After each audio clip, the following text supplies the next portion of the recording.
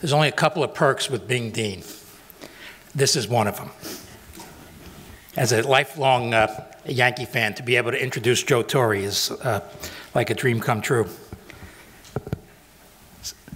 Let me remind everybody that we're going to take questions after our keynote speakers. So this is your one chance to ask Joe Torre a question about the Yankees or Major League Baseball.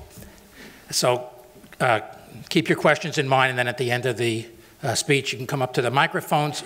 We're also connected on Twitter, so you can ask a question through Twitter. So I'm delighted to introduce a gentleman who understands team building, team dynamics, and teamwork better than just about anybody else. Throughout his multifaceted career, Joe Torre has excelled as a player, a commentator, one of the finest managers that baseball has ever seen, as well as a humanitarian and author, and now a league executive. During 17 years as a top player, Joe was a 9-time All-Star, receiving numerous awards, including a Most Valuable Player award, a batting championship, and an RBI crown. While serving 6 years as a television broadcaster, Joe delighted fans with the color commentary of the California Angels game. After making his managerial debut with our New York Mets in 1977, he managed the Atlanta Braves, the St. Louis Cardinals, the New York Yankees, and then the Los Angeles Dodgers. Under his guidance, our Yankees, for those of you who are Yankee fans, reached the postseason every year for 12 years, winning 10 American League East Division titles, 6 American League pennants, and 4 World Series titles. In addition, Joe led the Los Angeles Dodgers to the National League Championship Series twice before retiring as their manager. Joe Torre is also a humanitarian. He launched, with his wife Allie, the Joe Torre Safe at Home Foundation to end the cycle of domestic abuse and save lives, leading to his appointment to the National Advisory Committee on Violence Against Women by President Obama. As an author, he wrote 3 books: The Yankee Years, Chasing the Dream, Joe Torre's Ground Rules for Winners, 12 Keys to Managing Team Players, Tough Bosses, I don't know who that is, Setbacks and Successes. His legendary accomplishments in team management and his many awards leave no doubt that he holds the keys to managing players, dealing with setbacks and success. Currently serving as Major League Baseball's Executive Vice President of Baseball Operations and the Office of the Commissioner's primary liaison to general and field managers of all 30 Major League clubs, he surely continues to use his exceptional interpersonal skills that served him so well. For us, as we seek to further innovation, the development of great groups and team science, we might ask, what lessons has Joe Torre's seemingly magical skill in team building and management can offer? What does it take to coax the best teamwork out of the best players and scientists? And how does one do this while still producing excellent works and results in a stressful environment? In an article titled "Leadership That Gets Results," published in the March-April 2000 issue of the Harvard Business Review, the emotional intelligence expert Daniel Goleman described Joe Torre's leadership as affiliative, citing examples of his kindness to players and caring about their life in general, but also noting that he combined nurturing with a style that led to the best results, and that is his leadership. According to Dr. Goleman, authoritative leaders state a vision, set standards, and let people know how their work is furthering the group's goals. Alternate that with caring, a nurturing approach of the leader, and you have a very potent combination. Whether his style is affiliative, authoritative, or a combination of the two, Joe Torre has had an exceptional knack for getting the best results, and we are very fortunate to have him here today to discuss the elements of teamwork. Friends and colleagues, I give you the legendary Brooklyn native, Mr. Joe Torre.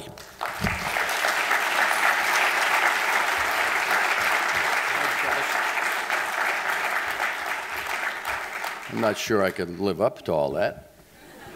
Good morning. Good morning. Wow. Okay. You know, it's interesting, and Dennis talked about my managing the Yankees.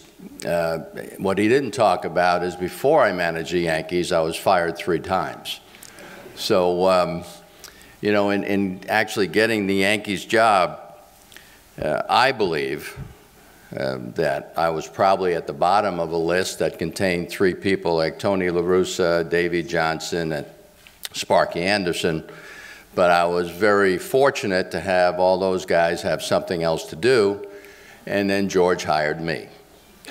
But in doing my job, it was interesting because when I took over the Yankees in 1996, you know, and you're certainly not callous to what's going on around you. And what I mean by that is when you've been with clubs who, you know, we had some success. We won a division with Atlanta, and, you know, really, and that was about it. In St. Louis, I had 5 years of, you know, managing players. And the whole thing about it is the fact that the only thing you're judged by is winning. And it's, you know, you feel you have a certain way you do things, certain way you communicate with people, a certain way you get the best out of every individual. And it's important for me as a manager to sort of see what that player is capable of.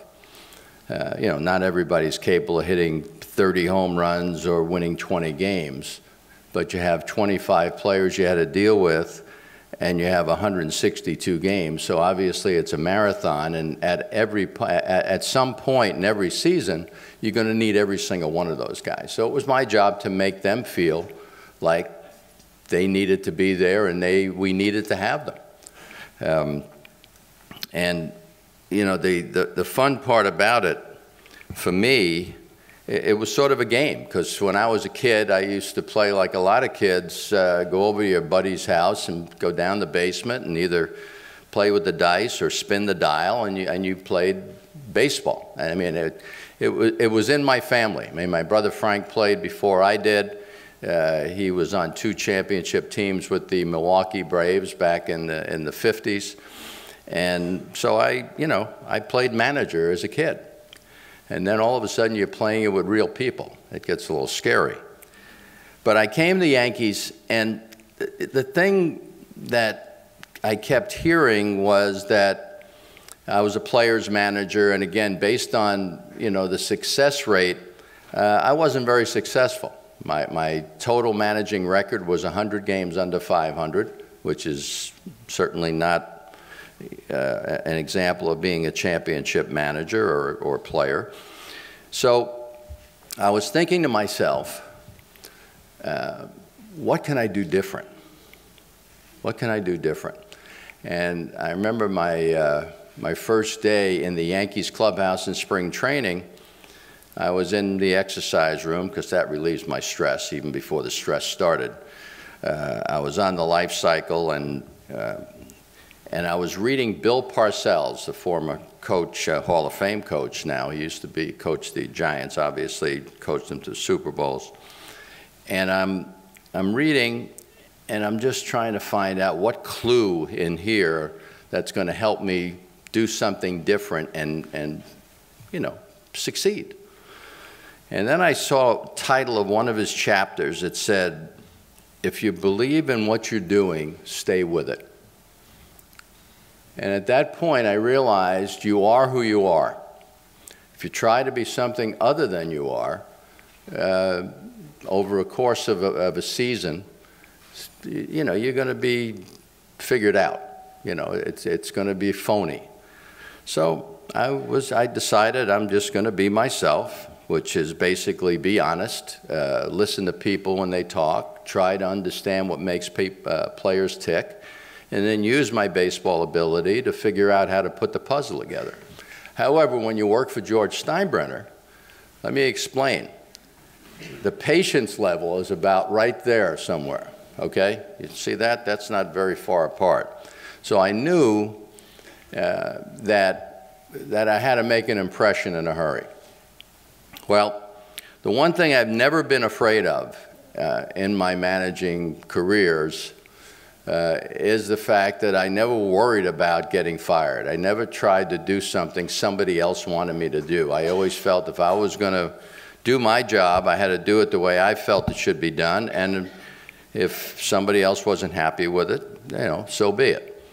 So I figured this New York Yankee opportunity was marvelous for me because it gave me an opportunity to work for an owner who wanted to win, who was willing to spend the money, and now I figured, well, I'm going to find out if I can do this or not.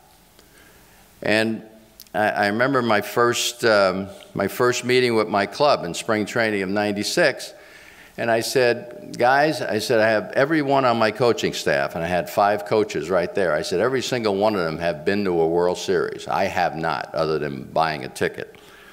And I said, but you know what? I don't want to win 1 World Series. I want to win 3 in a row. And the reason I said that is, to me, you know, when I go someplace, I'm going to do a job, and you know, I just feel in order to do a job, you've got to dig in. You've got to dig in. And the one thing I learned during my career, both as a player and as a manager, is you can't do it alone. You can't do it alone. And teamwork, to me, is first of all deciding on a destination, which is a goal, and then figuring out, you know, who's going to get on board. And my job, again, is to those people who do get on board is to let them know what the plan is. Now, does that mean there aren't going to be setbacks? No, there are going to be setbacks. There's no question about it. But to me, the championship people are the ones that are able to shake off the setbacks and move on, learn from the mistakes, learn from different things that go on, as opposed to dwell on, why didn't we do this, I should have done that. And, you know, players win games.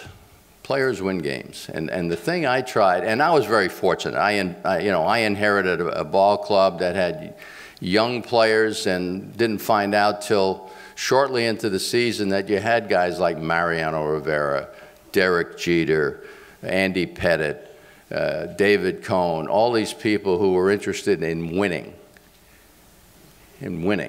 Yeah, and my definition of winning is somebody getting the most out of their ability. And you cannot do this stuff alone, trust me. You know, because there are mornings, we're different than any other sport. Our sport is 162 games, so you have to eliminate the highs and the lows. You got to try to find a level that you can compete at and try to hold it there. And during my career, I've noticed other sports. You have teams winning Super Bowls, championships in other sports, even baseball, and they spend a lot of time celebrating, and by the time the following season rolls around, you can't find them anymore because they're admiring what they've done. You know, my ball club was basically, they never admired what they did. We won a World Series in '96, but they never admired it because they wanted to do it again. And I think once you stop to admire what you've done, you've stopped doing it. So I just tried to, as Dennis was pointing out, I tried to listen to people. Tried to, you know, sometimes you overreact a little bit. Somebody comes in and is not happy with what you're doing with them or what role you have for them. And I never really reacted to their reaction. I just tried to figure out what made them say it and try to appeal to that and try to figure out how to get through to them. Because my job was about communication and trying to put people in a position to succeed. And I always had, I think I read it in one of these motivational, because trust you, you read a lot of motivational books, and there was one that the New England Patriots used, which tells me that players win games, but teams win championships. And nothing fit better than that little phrase. Because when you talked about our teams, I'm talking about our Yankees, you know, we won in '96, we won in '98, '99, 2000, World Series in 4 out of the first 5 years.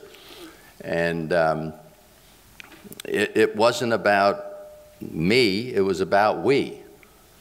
You know, in 162 games, you don't feel necessarily at the top of your game every single day. So you need somebody else to rely on, somebody to help you along, somebody to ask about something. It's okay to be a little nervous or a little uncomfortable doing things, because there's other people around you that are there to help you. And you know, I've never been one, and it's a little tougher now, because if you look at the media, the media right now, we glorify individual achievement a lot.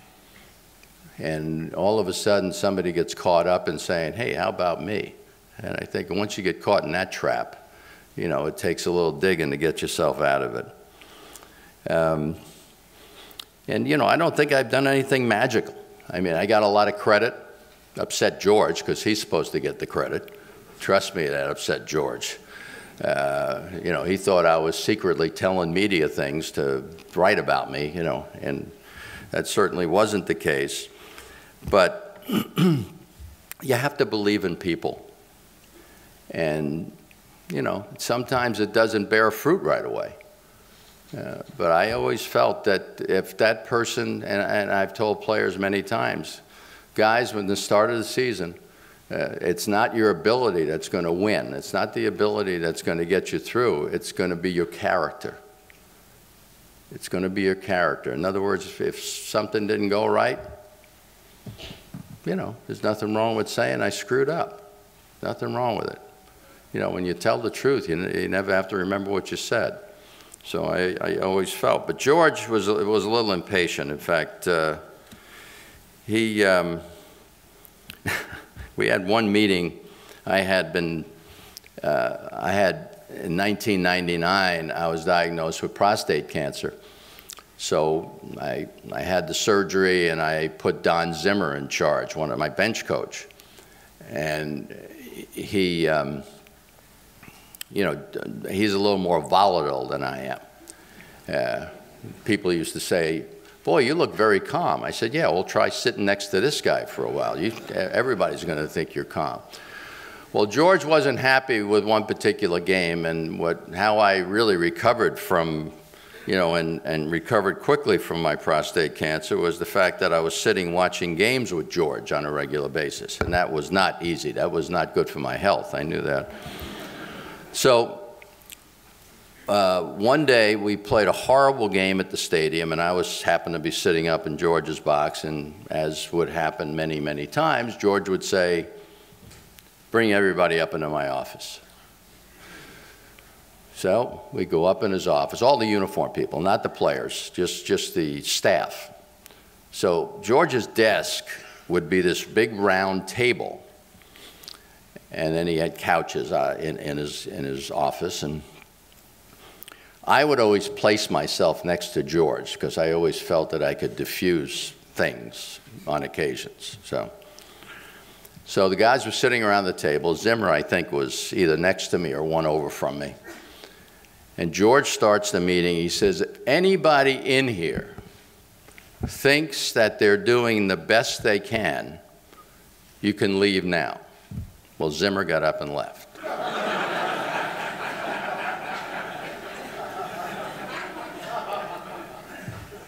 And George was beside himself. In fact, Mel Stottlemyre started getting up and walking out the door, and I stopped him.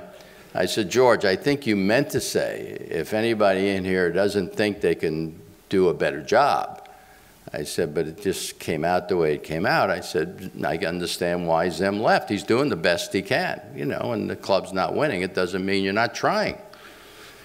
Well, when Zim went downstairs, his wife Soot was waiting for him, and she thought for sure he was fired because the meeting had just started like 5 minutes ago. So. But, and George, you know, the one thing about it, when I before I took over the Yankees, I think everybody was aware about George Steinbrenner and, you know, all the stories about the Bronx Zoo and Huff and Puff. But my job as a manager, I felt, was to insulate the the clubhouse, from George Steinbrenner. Now, am I saying that, you know, George didn't count? No, he owned the team. He owned the team, and he was present.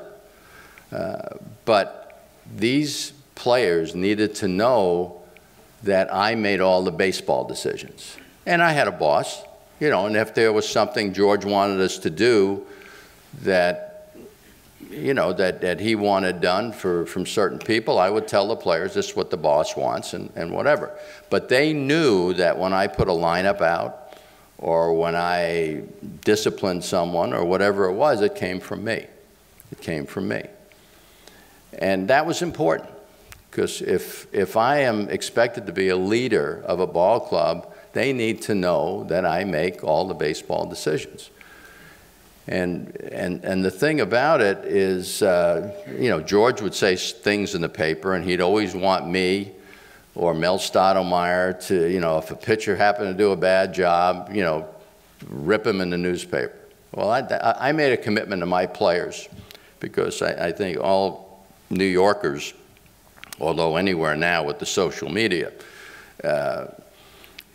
you know, they just salivate over the opportunity to find out some dirt or some things that go on in the clubhouse. But I made a commitment to my players. I said, you'll never read anything in the newspaper that I said about you that was significant. I mean, I may, you know, say you got a base hit or you made an error. That was for everybody to see. I said, unless you heard it from me first. Unless you heard it from me first. I just thought there was a certain trust that I needed to have with these players to, you know, make a commitment. Because to me, you can't, you know, to me, being successful is all about committing yourself to do something. And unless there's trust, you really don't commit.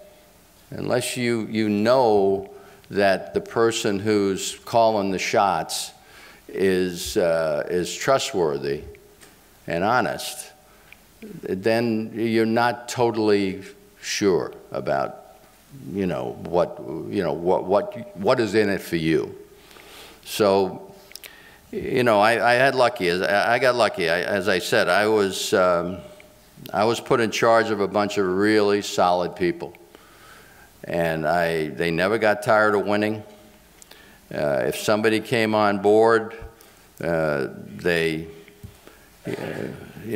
came on board, these players would come from another ball club. They wouldn't come in and say, well, here I am, I'm ready to carry the load here. No, they'd come in and say, where do I fit in? And that was proud for me, because, you know, our ball club played hard, and they didn't need the accolades as long as we put a W on the board. If we won, it was a team effort. If we lost, it was a team effort. But that was important. What you guys do is so much more important than what I did. I mean, I go out and start spring training and say to my players, we can afford to lose 60 games. You guys better not lose 60 games. You know, everything is all about perspective. Media is very tough nowadays because of, you know, they feel they're entitled to know a lot of things that I didn't think they needed to know, because when they take small snippets of things, you know, it's really not an indication of what they think they know. So I'm very proud of, you know, my years as a manager, and it was nice to get on board with the Yankees and you know, do things the same as I did it with the other 3 ball clubs, and you know, and have it work. And of course, I think I stayed too long at the dance with the Yankees, because I think the last couple of years they didn't know how to say goodbye, and I didn't either, because it was time, I think, for a change. And when I did accept the Dodgers job, you know, it was basically to find out if managing could be fun again. And, you know, it turns out I stayed there a couple of years. We had some success, and I had a good time. The only tough time I had in managing the Dodgers is taking my daughter out of school. She was 12 years old, and moving her to Los Angeles when New York was the only place she knew. And she didn't like me very much. My wife said, "She'll adjust. Don't worry about it." Well, she wrote on her application for school that she hated her mother and father. So that, I think they accepted her because they liked her spirit. But she's 17 now, and she's looking at a college, and I have a feeling she'll be coming back east. I think she's going to leave her folks back west, but she's going to come back east. But it's really not complicated. You know, always when I looked at guys who used to win, I'd say, you know, they must have something magical. The only thing magical I had was being honest and believing in my players. And if I was wrong, I was wrong. But I just felt people, if they felt I had their back, they worked their tail off because it wasn't fair. And people say, you know, how did you deal with all these rich players? I never thought about it, to be honest with you, because, you know, they didn't do things for me. It was, you know, Bill, if he runs hard to first base, well, Jack better run hard to first base because he did it. I mean, I never asked players to do what I wouldn't do myself in that regard. Work hard. Just work hard, do the best you can. And I made these players really basically committed to each other because, as I say at the start of this thing, you can't do it by yourself. You can't do it by yourself. And if you put all your eggs in one basket as far as rely on one individual, then when that person goes down, or if that person goes down with an injury, now what do I do? Well, you have an excuse saying, oh, well, if he didn't get hurt, we'd have done X, Y, and Z. No. If he got hurt, you got to find a way to get it done. Just find a way to get it done. I mean, success is all, the street is filled with potholes. And the ones who are able to navigate it and dust yourself off and get up and work through it are the ones that are going to come out on top. Those are going to be the solid citizens. And as I say, there's nothing magical. It's just about determination and commitment and just believing in yourselves. And as a leader, I found it necessary to believe in those people that I was leading. But I just I want to open this thing up because I think we have a few minutes, right? For oh, don't do that.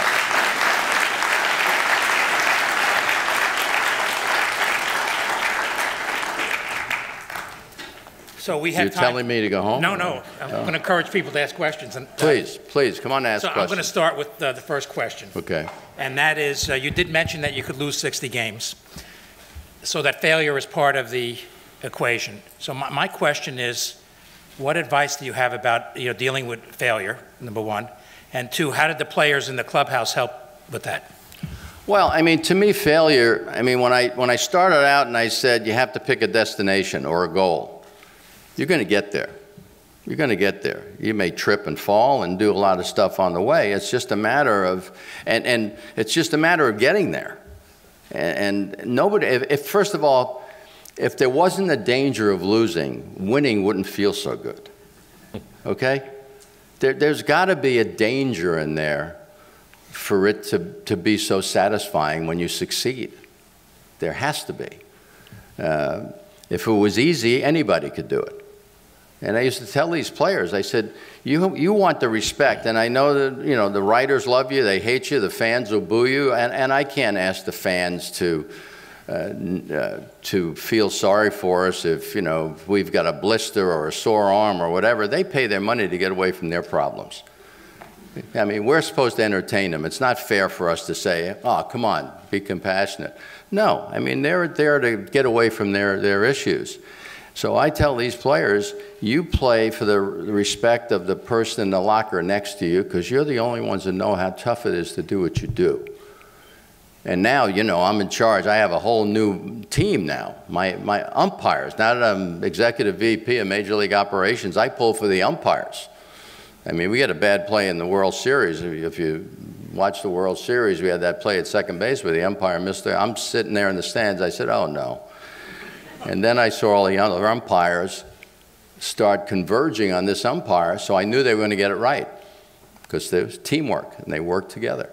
But you need somebody to help you up, and if you get discouraged, you know, you just have to go out, take a deep breath, and just remember where you want to get to, and you just have to keep fighting through there, man. And there's no simple solution. I don't think anybody was necessarily, you know, was blessed with a certain gene that keeps you from failing. Because if you look at all your successful people, somewhere along the line, they had to deal with some setbacks. Yep. Joe, first of all, thank you for sharing your wisdom. It's great. This is an issue I'm sure the dean can relate to as well, but every team has stars, and those stars have potential for more leverage. How do you manage that? How do you acknowledge that some people have more talent without giving them undue privilege or disrupting the team dynamic? Well, if winning is important, and whatever line of, you know, work you're in, there's a winning aspect, a successful aspect of what you do. And if somebody is talented, I mean, he's one of us. He's one of us, and you know, he'll probably get more opportunities to help us win. But in order to put him in that position to be that big hitter or pitcher or whatever it is, the rest of us have to do our job. And if we look at ourselves as a team of accomplishment, and I remember saying years ago to my players, I said, you know what's interesting? I said, you got Mark McGwire over there. That's when he hit 70 home runs. I said, when they see Mark McGwire, they say, oh, there's Mark McGwire. When they see you guys walk into a restaurant, say, oh, there's a Yankee. You want to be part of a team that is successful. You know, I won an MVP, as was pointed out earlier, a batting title. But at the time it happened, I would have traded all in for a chance to wear a World Series ring and get at least in a position to be there. So it's, you know, that person who, you know, is, you know, very talented, I want him on my team. But you know, he has to also understand that he's one of the group. And as I said, I've been very fortunate to have the very talented players on my team understand that, he needs the people around him. He can't do it by himself.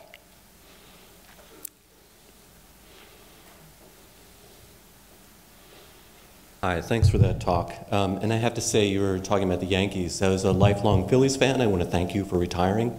You've been a thorn in my life for years. By the way, my daughter would really hate you because. Okay. You know, because she came to Philadelphia for our playoffs when I was with the Dodgers, and it wasn't a good result either time. So she only has one memory of Philadelphia, and it's not brotherly love. Trust me. No, we can be a little mean. So my question is. My question is, one thing that's similar with scientists and with baseball players is that we get credit as individuals, okay? So I have a laboratory, I get credit as an individual. A baseball player is really judged on their individual statistics, more or less. So how do you convince people who are judged and paid for individual accomplishments to come together and build a team? Well, I mean, when you want to accomplish something, I mean, if you just sit in a room and everything, I mean, you learn something somewhere that somebody else contributed to you. I mean, to me, you use what knowledge you have and what ability you have to get to where you want to go. And as I say, I was very fortunate. I had very high-profile people come from different teams. I had Jose Canseco, okay? This was my biggest nightmare. George Steinbrenner used to claim everybody on waivers because he didn't want anybody else to have them. You know, in fact, I told George, because my daughter was very young when she was introduced to George, and I said, you know, and I used to take my daughter to to a toy store, and and she, I don't want to leave, blah, blah, blah, and it was, so it happens when you're old and you have a young child, you just give them anything they want. But I used to kid with George saying, George, you taught my daughter badly. He says, what do you mean? I said, because every time we go somewhere, she says, mine, mine, mine, mine, mine. I said, that's you, George, because he claimed every player that was available, even though he didn't fit into what we wanted to do. But when we had those players, they knew what we did. Whoever that guy that was going to play, we were going to root for. If you get mad at me. But don't get mad at the person who's playing the position you think you should be playing. I had my first playoff game, and I hate to keep rambling like this, but my first playoff game as a Yankee manager, I was between Darryl Strawberry and Cecil Fielder for the designated hitter.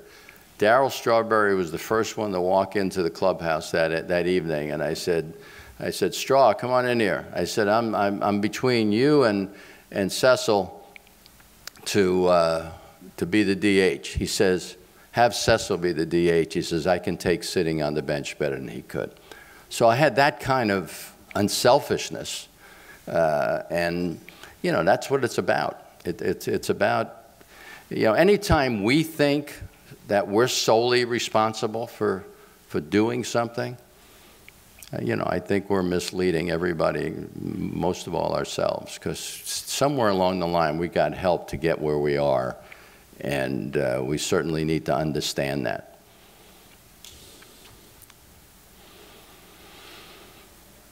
Mr. Torre, as you were discussing, you talked a lot about your team, and then you would talk about Mr. Steinbrenner as sort of like a separate thing. So now that you've ascended up to like higher management, what is the role of higher management in the team? Are they supposed to just be sort of pushing you to keep doing better, or are they part of the team? I'm not sure I understand your question. Well, so what was the role of Mr. Steinbrenner in your success? Was he something you just had to avoid, or did he help you? Oh, no. Well, no, actually, I got George on the back nine, okay? He had already played the Billy Martin thing a lot, and everybody says, does he call you in the dugout? Does he do this? I said, no, actually I call him more than he calls me.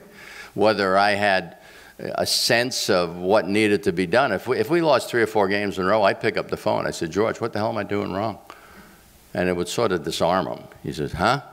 Because he was ready to pick up the phone and scream at me, but I would just throw myself on his mercy, and he didn't know where to go with it. So, to me, it's about people, and I had a great relationship with him. I think it was a mutual respect. He was a tough cookie, there was no question, but I never ignored him. But the only thing, as I said, when I insulated our clubhouse from him, is the fact that he said a lot of things. And he had a football background, which is so different than baseball, because baseball is a marathon. It's 162. You can't get overly upset when you lose a game or 2 or 3 or 4 or 5 for that matter. But he did. And he wanted, if we eliminated every player he wanted eliminated on a daily basis, we wouldn't have enough to play the games. Trust me.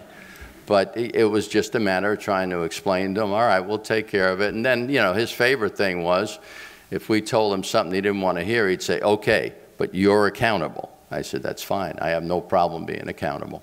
Because if I don't get him where he expects us to be, then it's my fault. I understand that. Joe, thank you very much. Okay, thank you.